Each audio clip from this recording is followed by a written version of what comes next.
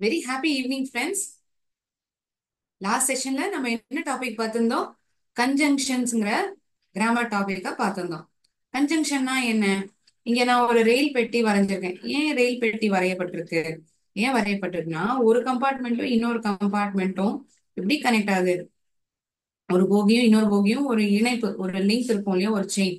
அதை வச்சுதானே அவங்க கனெக்ட் பண்ணுவாங்க. என்ன மாதிரியேவா இருக்கும்? அதே போலதான் அதுக்கும் இங்க கன்ஜங்ஷனுக்கும் என்ன சம்பந்தம் மேம்? இங்க என்ன பண்றது, இந்த கன்ஜங்ஷன் ஆன இந்த வார்த்தை மற்ற வார்த்தைகளுடன் இணைப்பதற்கு பயன்படுத்தப்படுறது. It is used as a joining word. இணைக்கும் வார்த்தையாக பயன்படுத்தப்படுகிறது. எதை இணைக்கிறது? வார்த்தைகளை இணைப்பதற்கு பயன்படுத்தப்படுது. இல்லாட்டி கோர்வைகளான வார்த்தைகள், group of words or two sentences, இரண்டு வாக்கியங்களுக்கு இடையில் இந்த வார்த்தையானது பயன்படுத்தப்பட்டு இரு வாக்கியங்களை சேர்க்கக்கூடிய வார்த்தையாக அது இருந்தால் அதை நாம் கன்ஜங்ஷன் என்று அழைக்கிறோம். என்ன சொல்றோம்? கன்ஜங்ஷன் அப்படின்னு சொல்றோம். இணைப்பு சொல் அப்படிங்கிறது தமிழ்ல சொல்றோம். சரி, இந்த கன்ஜங்ஷன்ஸ்லயே மூணு ரகம் இருக்கு. அதாவது three types of conjunctions: coordinating conjunctions, subordinating conjunctions, correlative conjunctions. For example,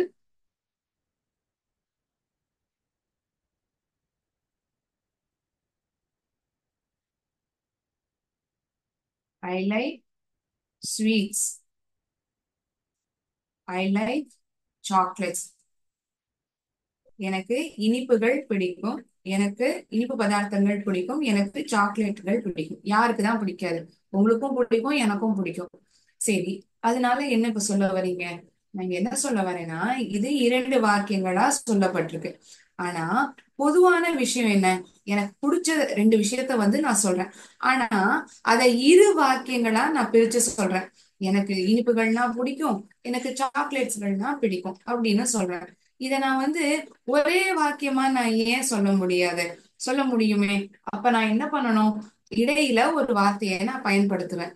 அந்த இடையில பயன்படுத்தக்கூடிய வார்த்தை இந்த இரு தனி வாக்கியங்களாக இருக்கு இல்லையா, அத ஒண்ணு சேர்க்கறதுக்காக பயன்படுத்தப்படுறது.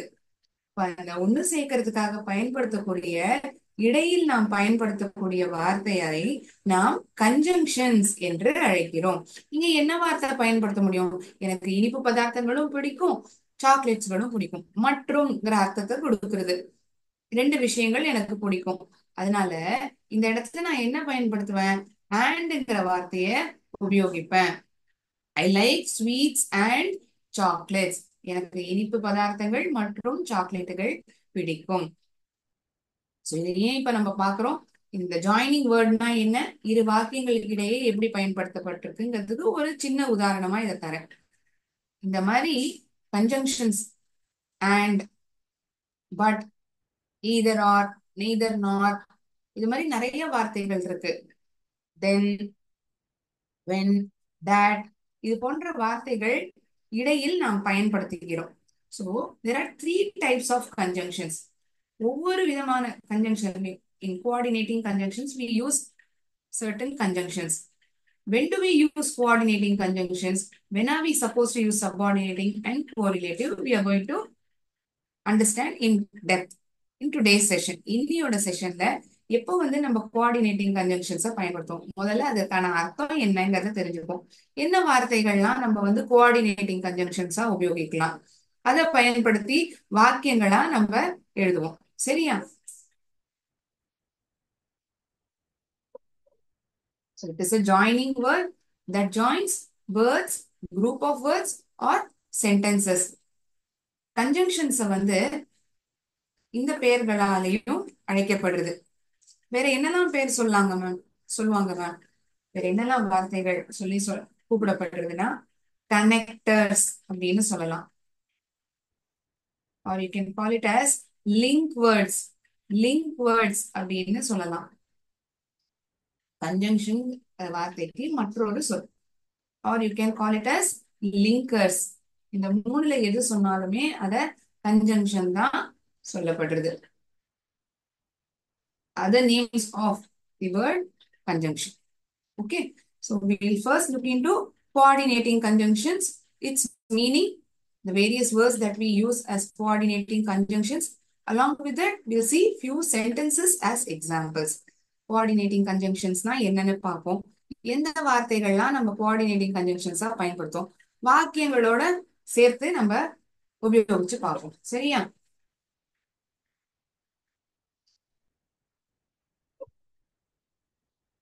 ஃபேன் பாய்ஸ் இந்த வார்த்தையை ஞாபகம் வச்சுக்கோங்கன்னு சொல்லி நான் போன செஷனை முடிச்சிருப்பேன். கோஆர்டினேட்டிங் கன்ஜங்ஷன்ஸ் வந்து ஞாபகம் வச்சுக்கணும்னா இந்த ஃபேன் பாய்ஸ்ங்கிற இந்த ஹிண்ட் வேர்டை ஞாபகம் வச்சுக்கோங்க அப்படின்னு சொல்லியிருந்திருப்பேன். இந்த கோஆர்டினேட்டிங் கன்ஜங்ஷன்ஸே வந்து நம்ம எப்ப மேம் பயன்படுத்துவோம்? Coordinate, coordinate, you coordinate with your team, you coordinate with your family members அப்படின்னு சொல்லுவாங்க. நீங்க மத்தவங்களோட அது உங்களுடைய நண்பர்களோட கலந்துரையாடுங்கள், அவங்களோட கலந்துக்கோங்க அப்படின்னு சொல்லுவாங்க. சோ இந்த இடத்துல கோஆர்டினேட்டிங் கன்ஜங்ஷன்னா என்ன சொல்ல வராங்க? it is used as conjunction to join sentences of equal importance. இரண்டு வாக்கியங்கள் சமமான முக்கியத்துவமுடன் இருக்கக்கூடிய வாக்கியங்களை இணைப்பதற்காக பயன்படுத்தக்கூடிய வார்த்தையாக இந்த கோஆர்டினேட்டிங் கன்ஜங்ஷன்ஸ் இருக்கு. மீனிங்கா முதல்ல எழுதிடலாமா?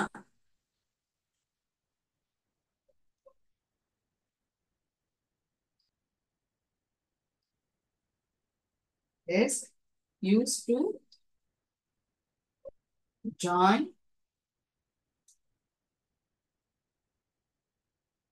sentences of சம முக்கியத்துவம் போல இருக்கக்கூடிய வாக்கியங்கள். Two sentences are of equal importance. I like sweets, I like chocolates. எனக்கு ரெண்டு விஷயங்களுமே பிடிக்கும். I play cricket, I play hockey. நான் கிரிக்கெட் விளையாடுவேன், ஹாக்கியும் விளையாடுவேன். இரண்டு விளையாட்டுகளை நான் விளையாடுறேன். So they are two sentences. But what we are trying to do, we are making it as one simple sentence. ஒரே சுலபமான ஒரு வாக்கியமா நம்ம அதை மாத்தி அமைக்கிறோம். அதுக்கு நம்ம என்ன செய்யறோம்? இடையில ஒரு வார்த்தையை பயன்படுத்துறோம். அப்ப இரண்டு சம முக்கியத்துவமுடன் இருக்கக்கூடிய வாக்கியங்களை நான் இணைக்க வேண்டும் என்றால் இடையில் ஒரு வார்த்தையை நான் பயன்படுத்துகிறேன். அந்த வார்த்தை தான் coordinating conjunction. It is used to join sentences of equal importance. So what are the commonly used coordinating conjunctions? And was. ஒவ்வொரு வார்த்தை அதற்கான அர்த்தம், அதுக்கான ஒரு சிறு உதாரணம், அதையும் பார்க்கலாம். Okay. So F here stands for காரணத்தை தெரிவிக்கக்கூடிய ஒரு வார்த்தையாக இருக்கும். So it introduces the reason. காரணத்தை அறிமுகப்படுத்துகிறது. introduces the reason.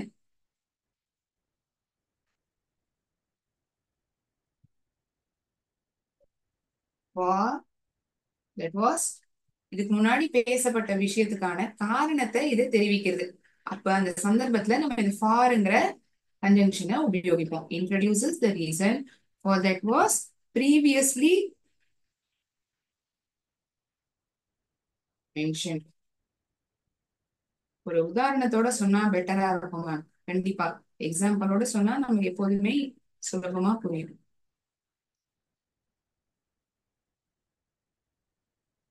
அவ நேத்திக்கு லீவ்ல இருந்தா. She was on leave yesterday.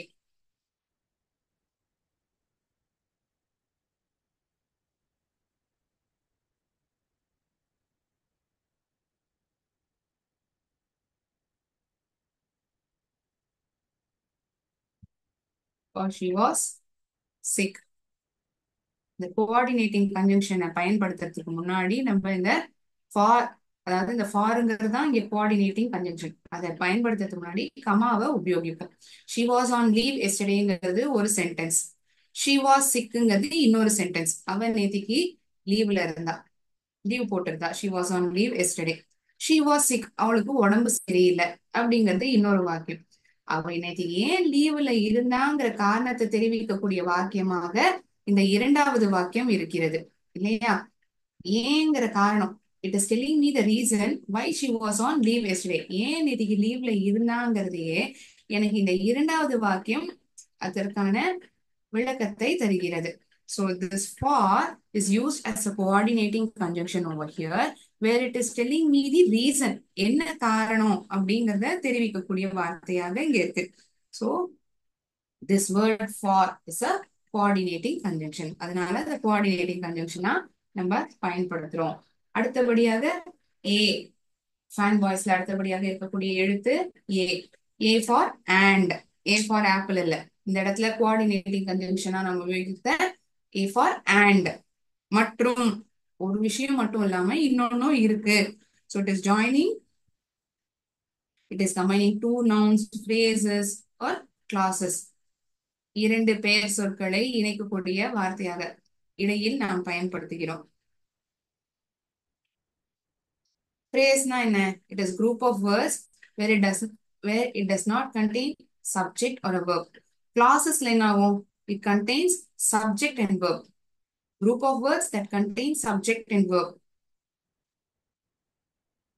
ஒரு எக்ஸாம்பிள் பார்ப்போம்.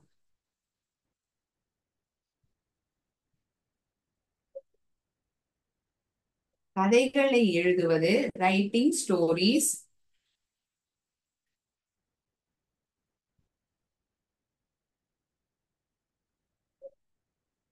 And listening to music.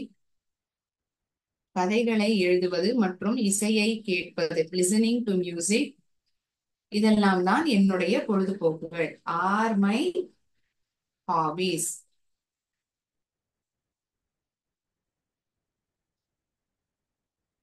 Writing stories and listening to music are my hobbies.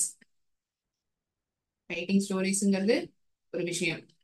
Listening to music, writing stories is my hobby. Listening to music is my hobby. இரண்டு வாக்கியங்களாக இருந்தா இப்படி இருந்திருக்கும். இதையே நான் ஒரு கன்சாலிடேட்டடா மொத்தமா ஒரே சென்டென்ஸா சொல்லணும் அப்படின்னா எப்படி எழுதியிருந்திருப்பேன்? இந்த மாதிரி எழுதியிருந்திருப்பேன். Writing stories and listening to music are my hobbies.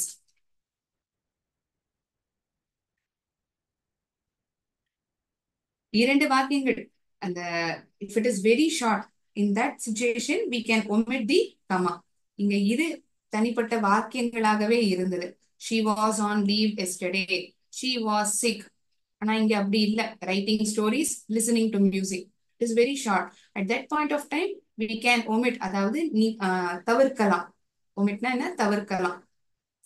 அந்த மாதிரி சந்தர்ப்பங்கள்ல இந்த கன்ஜங்ஷனை பயன்படுத்துறதுக்கு முன்னாடி நம்ம கமாவை உபயோகிக்க மாட்டோம். உங்களுக்கு சந்தேகம் வந்திருக்கலாம், போன உதாரணத்தை தான் மேம் பயன்படுத்தணும்னு சொன்னாங்க, ஆனா இந்த உதாரணத்துக்கு சொல்லலையே அப்படின்னு நினைக்க வேண்டாம். இந்த எக்ஸாம்பிளுக்கு அது தேவைப்படாது. Okay, so this is for and.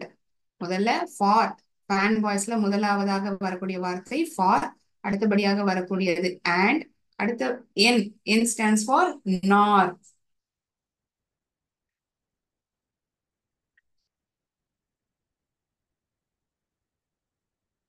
ஒரு negation or something when you are showing negatively, at that point of time we use this word nor. அந்த சந்தர்ப்பத்துல நம்ம norங்கிற வார்த்தையை உபயோகிப்போம்.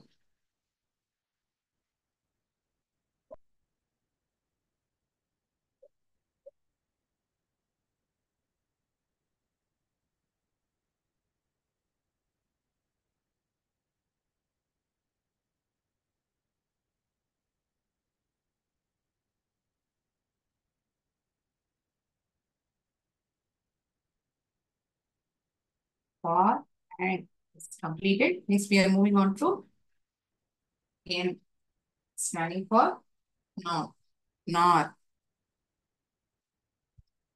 It joins to independent clauses. Independent clausesனா என்ன? அதுல சப்ஜெக்டும் இருக்கும், வேர்பும் இருக்கும், முழுமையான அர்த்தத்தையும் எனக்கு தரும். அதுதான் இண்டிபெண்டன்ட் கிளாஸ். எனக்கு இன்னொரு சென்டென்ஸ், இது இந்த வாக்கியம் மட்டும் போராது, எனக்கு அர்த்தத்தை முழுமையா கொடுக்கல அப்படின்னு நான் சொல்றதுக்கான இடம் இது தரல. Joins two independent clauses together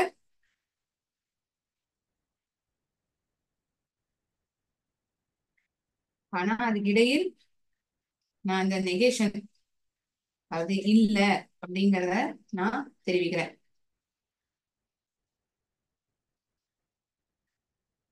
By showing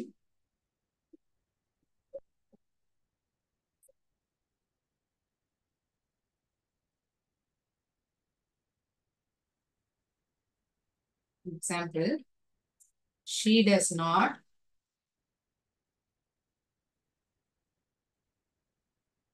அவளுக்கு பிடிக்கல. Not a positive statement. ஒரு விஷயம் பிடிக்கல அப்படிங்கறத தெரிவிக்கிறாங்க.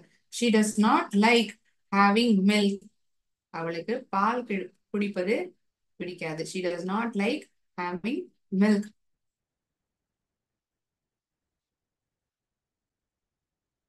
not eggs, முட்டைகளும் பிடிக்காது.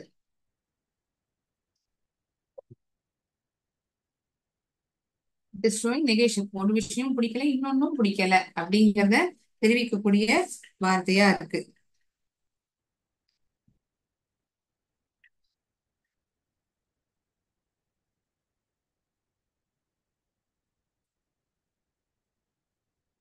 Next is B.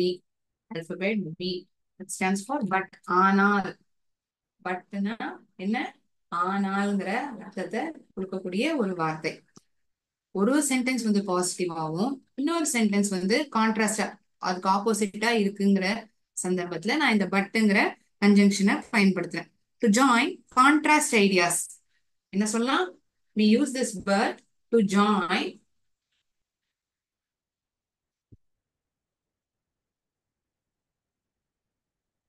join contrast ideas. Contrast ஐடியாஸ்னா எப்படி மேம் இருக்கும்?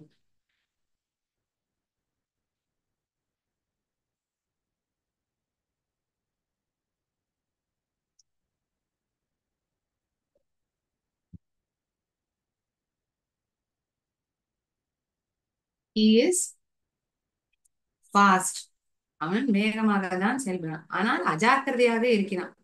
so one thing says something good about a person.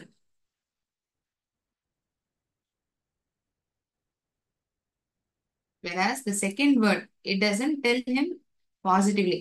அவனுக்கு சாதகமா சொல்லு, அஜாக்கிரதையா இருக்கான் அப்படிங்கிற போல சொல்லப்படுது. he is fast but careless.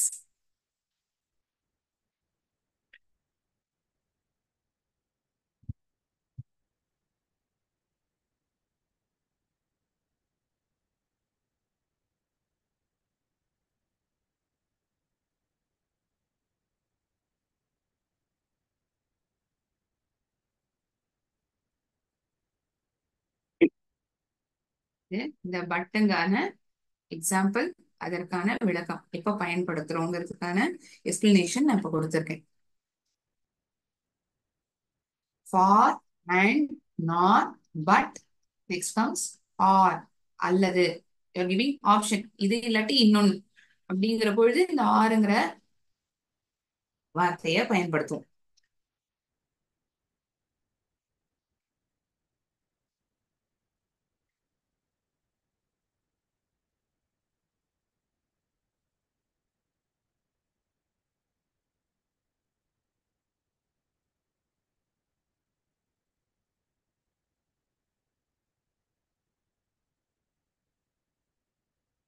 I hope you have written until but. Patna எப்போ பயன்படுத்துவோம், அதற்கான அர்த்தம் என்ன, ஒரு சிறு உதாரணம் கொடுத்திருக்கேன். புரிஞ்சிருக்கும்னு நான் நம்புறேன். If any doubts in between, you may ask by unmuting yourself or writing it in the chat box.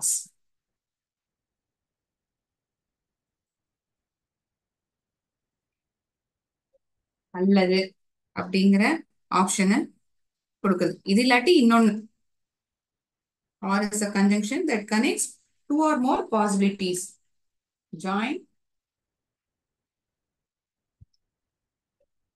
ரெண்டுத்துல ஏதாவது ஒண்ணு செலக்ட் பண்ணலாம். வாய்ப்புகள் இருக்கு. two or more possibilities.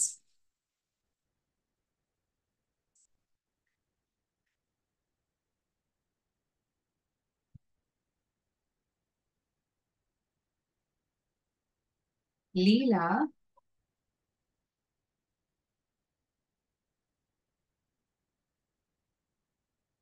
doesn't want to eat. சாப்பிடவும் அவளுக்கு விருப்பம் இல்ல, இல்ல பிடிக்கவும் எதுவும் வேண்டாம். லீலா doesn't want to eat or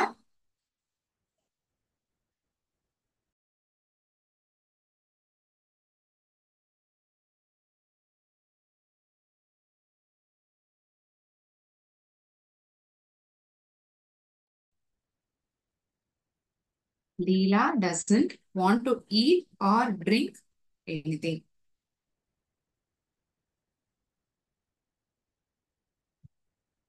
Doesn't want to eat or drink anything.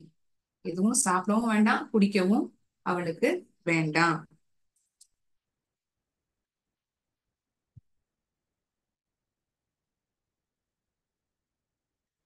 Two independent clauses are very short. At that point of time, we will avoid using the comma before the coordinating conjunction. Next is yet. Yetங்கிற conjunction இப்ப பார்க்க போறோம். Next, we are moving on to y. Y stands for yet.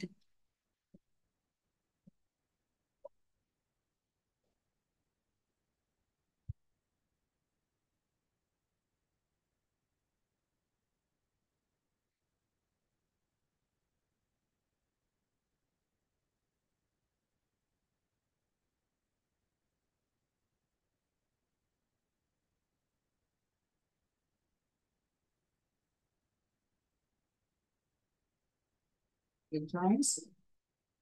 So, coordinating conjunctions வந்து ரெண்டு independent class தான் நம்ம பயன்படுத்துவோம், உபயோகிப்போம். அதாவது கிளாஸ்னா என்ன, அந்த வாக்கியத்துல வந்து சப்ஜெக்டும் இருக்கும், வேர்பும் இருக்கும், முழுமையான அர்த்தத்தையும் அது எனக்கு கொடுக்கும்.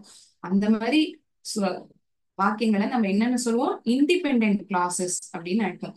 So here this word yet it is used to join two independent clauses. முழுமையாக அர்த்தத்தை தெரிவிக்கக்கூடிய வாக்கியங்கள், அது சப்ஜெக்டும் இருக்கிறது, வேர்பும் இருக்கிறது, செயலை செய்யக்கூடியவர் பிறகு வினை சொல் இரண்டும் இருக்கிறது என்ற பொழுது, ஆனால் but it's showing contrasting ideas, expresses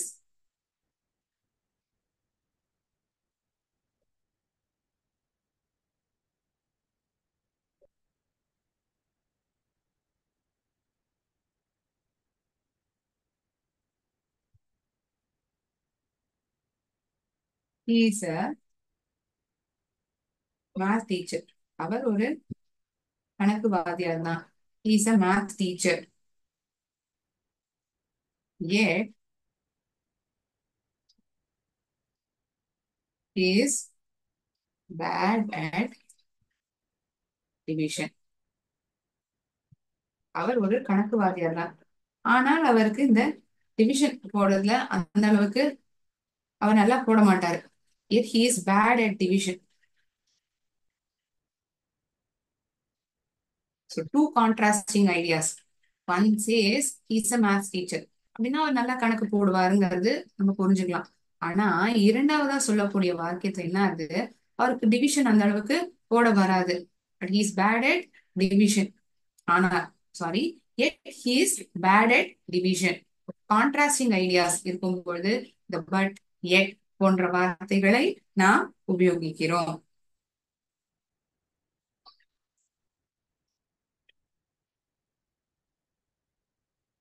இருந்த போதிலும் என்ற அர்த்தத்தை, அவர் கணக்கு வாத்தியராக இருந்த போது இருந்தாலுமே அவங்க வந்து டிவிஷன் வந்து அந்த அளவுக்கு நல்லா பண்ண மாட்டாங்க. It's bad at division.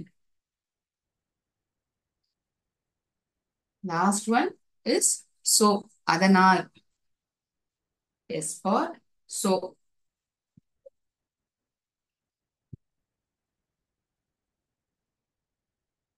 Expresses therefore. You are coming into a conclusion. ஒரு முடிவுக்கு வரீங்க. therefore.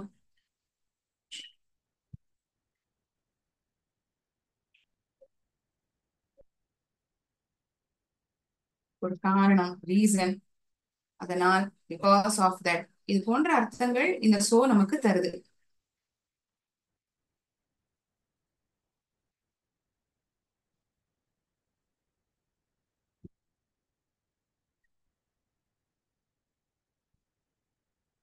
joins two independent clauses. இரண்டு வாக்கியங்கள், இரண்டு சம முக்கியத்துவமுடன் இருக்கக்கூடிய வாக்கியங்கள், அதை நாம் இணைக்கிறோம். ஆனால் இந்த இரண்டாவது வாக்கியம் இருக்கு இல்லையா, முதலாவதாக சொல்லப்பட்ட வாக்கியத்தினுடைய விளைவு தான் இந்த இரண்டாவது வாக்கியமாக இருக்கும். The second clause is a result of the first clause. Joins two independent clauses where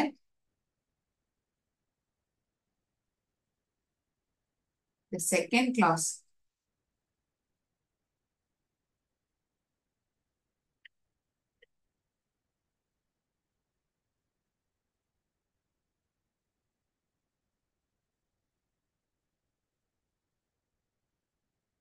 result of first one.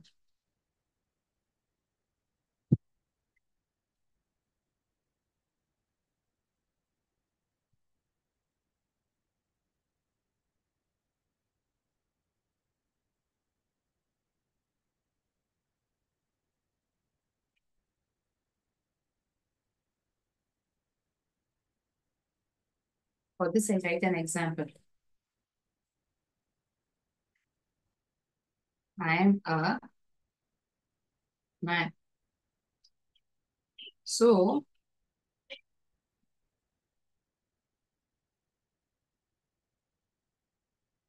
I don't want to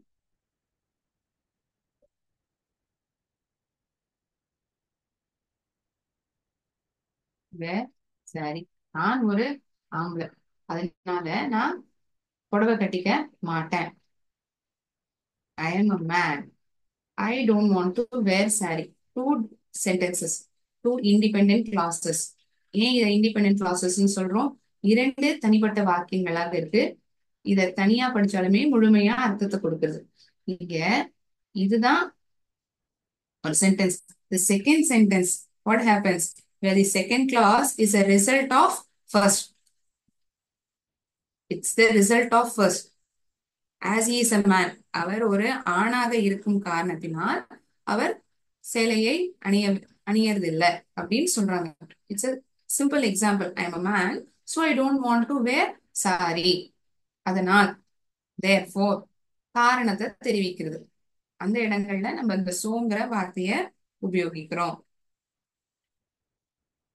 I'm angry, so I don't want to have anything to eat. நான் கோவமா இருக்கேன், அதனால எனக்கு எதுவும் சாப்பிடறதுக்கு வேண்டாம். Angry, so I don't want to speak with anyone. கோவமா இருக்கேன், அதனால நான் யார் கூடயும் பேச விருப்பப்படல. கோவமா இருக்கிறதுனால நான் யாரோடையும் பேச விருப்பப்படுறதில்ல.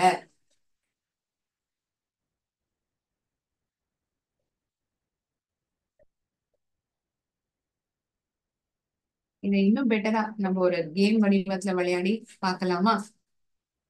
இந்த ஃபேன் பாய்ஸ, அதாவது for and not, but or எக்ஸோ, இந்த வார்த்தைகள் பார்த்தோம் இல்லையா, கோஆர்டினேட்டிங் கன்ஜங்ஷன்ஸா, இத ஒரு கேமா நம்ம விளையாடி பார்ப்போம். அண்ட பயன்படுத்தி போன செஷன்ல நம்ம பார்த்துருப்போம்.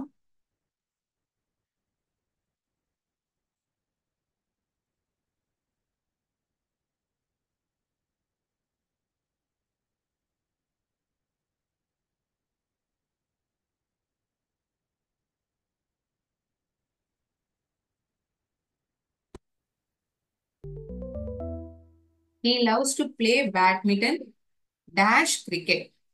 அவனுக்கு பேட்மிண்டன் விளையாடுவது பிடிக்கும், கிரிக்கெட்டும் பிடிக்கும். He loves to play badminton but cricket. கான்ட்ராஸ்டான ஐடியாவா இருக்கு. ரெண்டுமே பிடிக்குங்கிறது தானே சொல்லியிருக்காங்க. பேட்மிண்டன் விளையாடுறதுனால கிரிக்கெட் விளையாடுறான் அப்படிங்கிற அர்த்தத்தை தெரிவிக்கிறதா? இல்ல, ரெண்டு விஷயங்களுமே பிடிக்கும் அப்படிங்கிறது தான் சொல்ல வராங்க. He loves to play badminton and cricket. Shivani likes biscuits dash chocolates. சிவானிக்கு பிஸ்கெட்டுகளும் சாக்லேட்டுகளும் இரண்டுமே பிடிக்கும். And you can give a try. These sentences are very simple. I am very hungry. எனக்கு ரொம்பவே பசிக்கிறது. ஆனா ஃப்ரிட்ஜ்ல எதுவுமே இல்ல. ரொம்பவே பசிக்கிறதுங்கிறது ஒரு விஷயத்த தெரிவிக்கிறது. ஃப்ரிட்ஜ்ல ஏதாவது இருக்கா? ஆனா எதுவுமே இல்ல. They are to contrast ideas. ஆனால் எனக்கு மிகவும் பசிக்கிறது, ஆனால் ஃப்ரிட்ஜில் ஒன்றும் இல்லை. But the fridge is empty. எனக்கு ரொம்ப பசிக்கவும் செய்யுது, ஃப்ரிட்ஜ்ல ஒண்ணும் இல்ல. மற்றும் இந்த இடத்துல அதை பயன்படுத்தினோம்னா will it be a meaningful sentence? கண்டிப்பா இருக்காது. Because it is two contrast ideas.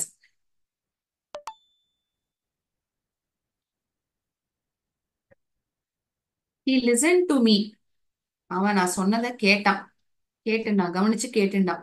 ஆனா அவனுக்கு புரிஞ்சுக்கல. அவனால புரிஞ்சுக்க முடியல. அவன் கேட்டுக்கவும் இல்ல, புரிஞ்சுக்கவும் இல்ல அப்படின்னு சொன்னா கான்ட்ராஸ்ட் ஐடியாஸ்ன்னு சொல்ல முடியாது. ஒரு விஷயத்த அவன் பண்றான், ஆனா இன்னொன்னு நடக்கல. கவனமா கேட்டுண்டான். கவனமா கேட்டுன்றதுனால அவனுக்கு அது பிரயோஜனமா இருந்ததா, செயலை செய்ய முடிஞ்சுதா? இல்ல. ஆனா அவன் புரிஞ்சுக்க முடியே. But he did not understand it. Two contrast ideas.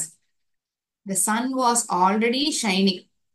சூரியன் ஏற்கனவே பிரகாசமாக தான் ஜொலித்துக் கொண்டிருந்தது. Dash it was middle of the summer. ஏனென்றால் அது கோடை வேளையில். அதனால் சூரியன் ஏற்கனவே பிரகாசமாக தான் ஜொலித்துக் கொண்டிருந்தது. Sun was already shining.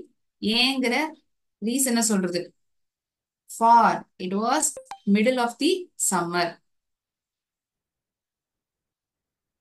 காரணத்தை தெரிவிக்கிறது. Radha was on leave yesterday. Radha நேத்திக்கு லீவ்ல இருந்தா. For she was sick. ஏனென்றால் அவளுக்கு உடம்பு முடியாத காரணத்தினால் அவள் நேற்றைக்கு லீவில் இருந்தாள், லீவு போட்டிருந்தா. ஃபார் காரணத்தை தெரிவிக்கிறது. We had dinner at Taj Hotel. Dash it was last day before we left USA. நேத்திக்கு நாங்க இரவு உணவை தாஜ் ஹோட்டல்ல சாப்பிட்டோம். ஏன்னா இதுதான் எங்களுடைய கடைசி நாள். யுஎஸ்ஏக்கு போறதுக்கு முன்னாடி இதுதான் எங்களுடைய கடைசி நாள். அதனால நாங்க இரவு உணவை தாஜ் ஹோட்டல்ல சாப்பிட்டோம். ஒரு காரணத்தை கொடுக்கிறது. ஃபார் அண்ட் ஸ்டில், இருந்த போதிலும் அப்படிங்கிற அர்த்தத்தை ஸ்டில் கொடுத்துருது.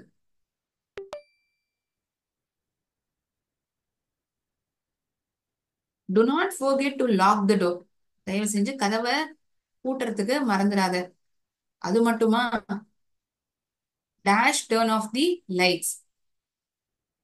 கதவை பூட்டவும் மறந்துடாத, லைட் அணைக்கவும் மறந்துடாத.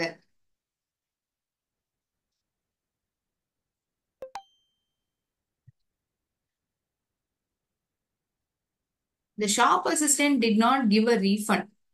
இந்த கடைக்காரர் பணம் திருப்பி கொடுக்கறதுக்கும் ஒத்துக்கல. Did not give, பணத்தையும் திருப்பி கொடுக்கல. Dash he exchanged the item. பொருளையும் மாத்திக்கல, பணமும் திருப்பி கொடுக்கல. ரெண்டு விஷயங்களுமே நடக்கல. The shop assistant did not give a refund, nor he exchanged the item. பணமும் கொடுக்கல, பொருளையும் மாத்திக்கல. இரண்டுமே நடக்கல. அப்படிங்கிற பொழுது நம்ம எந்த கன்ஜங்ஷனை பயன்படுத்துவோம்? இந்த கோஆர்டினேட்டிங் கன்ஜங்ஷனான நார உபயோகிப்போம். ஐ டோன்ட் லைக் பீஸா. எனக்கு ஒரு விஷயம் பிடிக்காதுங்கிறத ஒரு சென்டென்ஸ்ல சொல்லிட்டேன். இன்னொரு விஷயமும் பிடிக்காதுங்கிறத இன்னொரு சென்டென்ஸ்ல அடுத்த வர வாக்கியத்திலயும் சொல்றேன். ஐ டோன்ட் லைக் பீஸா நார் டு ஐ லைக் பாஸ்தா. பாஸ்தாவும் பிடிக்காது, பீஸாவும் பிடிக்காது. இரண்டுமே பிடிக்காது.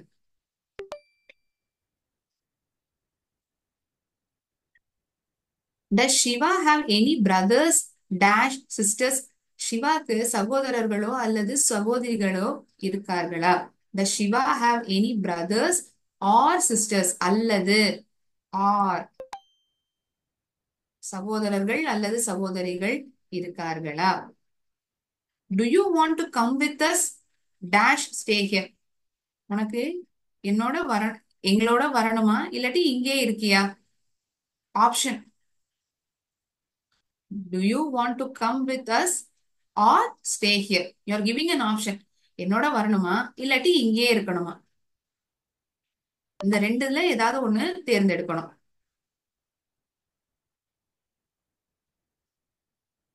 Do you want idli dash dosa for dinner? இரவு உணவுக்கு உனக்கு இட்லியா தோசையா? ரெண்டுல எது வேணும்? ரெண்டுத்துல எது வேணும்? ஆப்ஷன் கொடுக்குறாங்க. இது அல்லது இன்னொன்று. Do you want idli or dosa for dinner?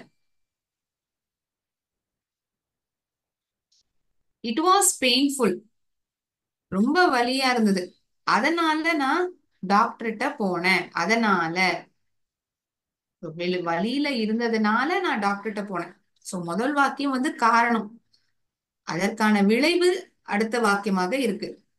So I went to the doctor. வலியா இருந்ததுனால நான் டாக்டர்கிட்ட போனேன்.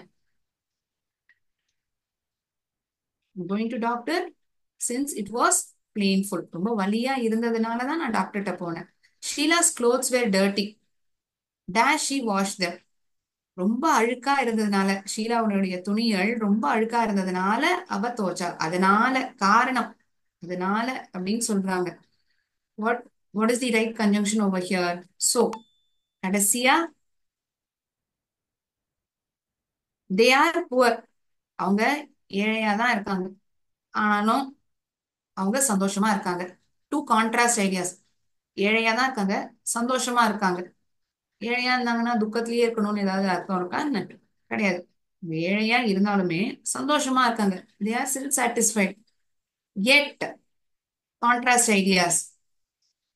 They are poor, yet they are happy.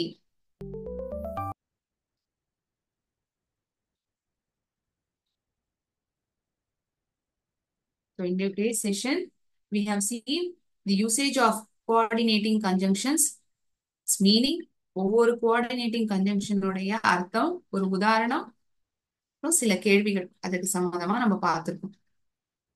Last செஷன்ல நம்ம வந்து கிளிப் வேர்ட்ஸ் பிளெண்ட்ஸ் வந்து பார்த்து புரிஞ்சுனோம் இல்லையா? அது சம்பந்தப்பட்ட மல்டிபிள் சாய்ஸ் கொஸ்டின்ஸ் இப்ப நான் உங்களுக்கு கேட்க போறேன். சரியான பதில நீங்க எழுதலாம் உங்களுடைய புக்ல. Okay, let me share the screen. ஸ்கிரீனை ஷேர் பண்றேன், பதில எழுதிக்கோங்க.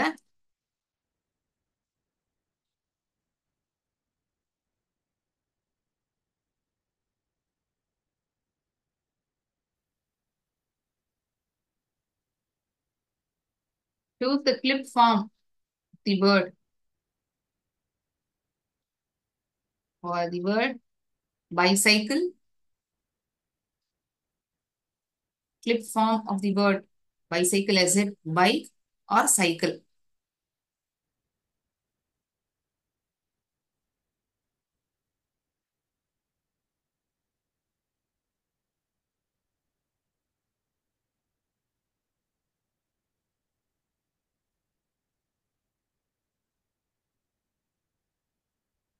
Clip word na என்ன?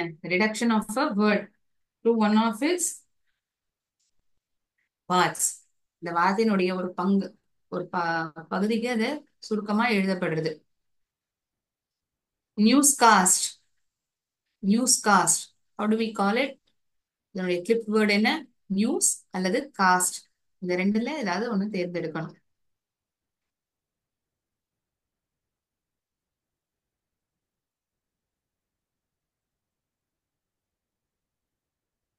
Third word demonstration. Demons, demo.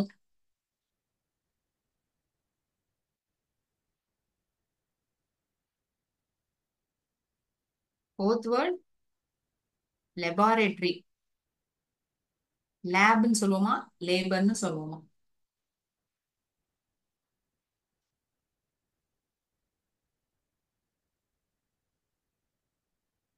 Memorandum is the fifth word. Memora, is it split word or memo?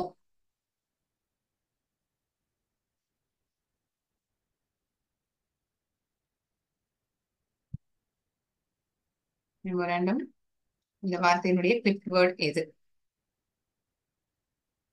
Fine போட்டு மெமோரா இல்லாட்டி மெமோ, அந்த ஆன்சர் மட்டும் எழுதினா போதும். Choose the blended form of vitamin. vital plus amin, vita plus min. இரு வார்த்தைகள் இருந்து ஒரு ஒரு பாட்டா நம்ம எடுத்து எழுதுறோம்.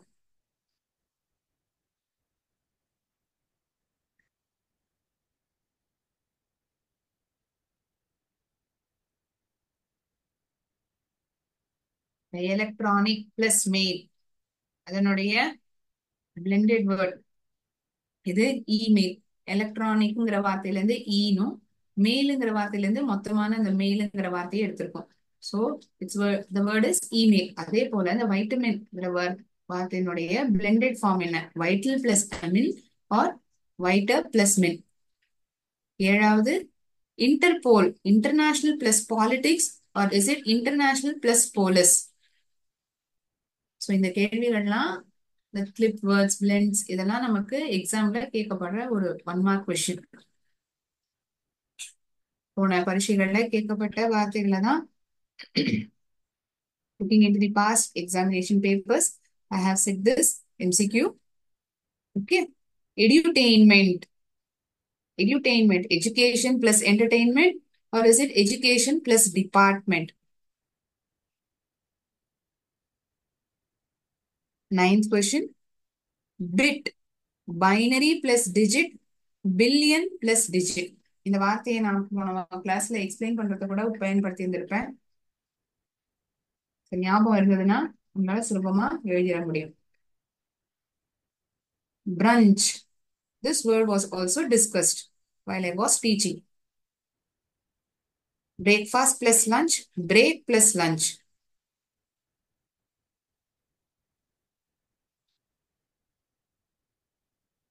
Okay, these are the 10 questions asked as multiple choice questions for today's class. Hope that you have written it. நீங்க எழுதியிருப்பீங்கன்னு நான் நம்புறேன்.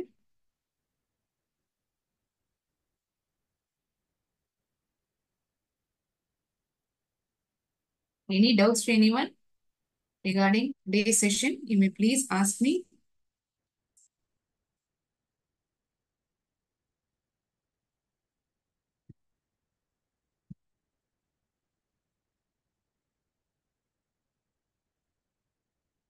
Okay then. Fine. Let me end this session over here. We will again meet in the next class. நன்றி. வாழ்க பாரதம், வெல்க தமிழகம்.